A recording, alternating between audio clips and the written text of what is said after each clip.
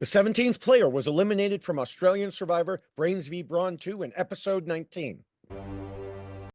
It's time to figure out why Logan lost. All right, Logan, the tribe has spoken. Logan had been a target for almost the entire game. First, because she was so tight with Laura and it seemed like their alliance was trying to run things. Later, because, well, she was still trying to run things and people thought she might be able to do it. Plus, as she said early on, it's not her fault she's cute and fun, just like me. But there were some aspects of Logan that weren't so fun. When she and Laura were in power position within the Coven Alliance, they wouldn't listen to others and kept pushing off the votes that those people wanted.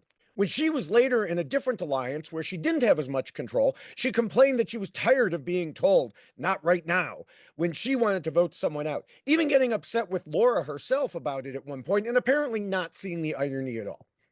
Another contradiction of Logan was that a few episodes back, Logan impressed me by talking at Tribal Council about how they all understood separating game relationships and friendships. But then just a few days later, she spent the whole episode whining that her friends had gone against her.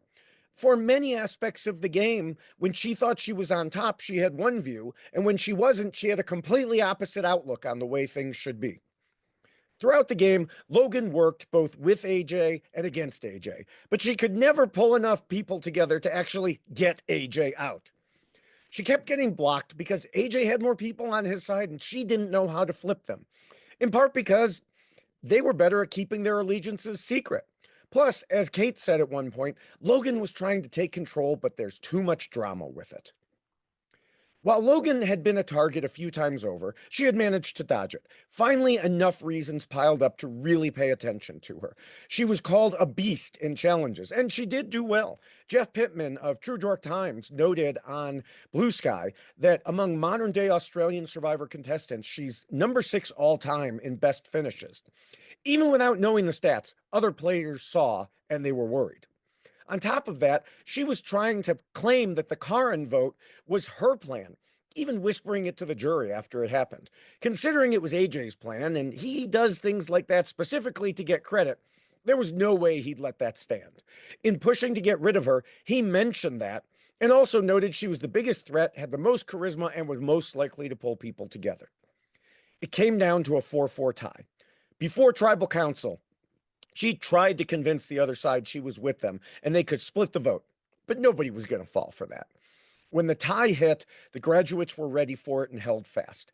But after the shifting of alliances all season long, AJ and others convinced the 3 on Logan's side that things would continue to move around. Most importantly, though, Logan herself caved and gave the other 3 on her side the okay to let her go. As she said in her final words, "I couldn't ask the girls to go to Rocks for me. It's just not fair." Yes, Logan, it is fair. And yes, you could have and should have asked them to do that. You played this game for so long just to give it away. Logan only had to ensure that one of the 3 on her side didn't give in. But in giving permission, she gave up her whole game. And that is why Logan lost. Be sure to subscribe for upcoming future mini WhyXLost videos all season long and watch 4 separate short videos with my thoughts on some of the more interesting or funny points of the game, plus US Survivor and other shows.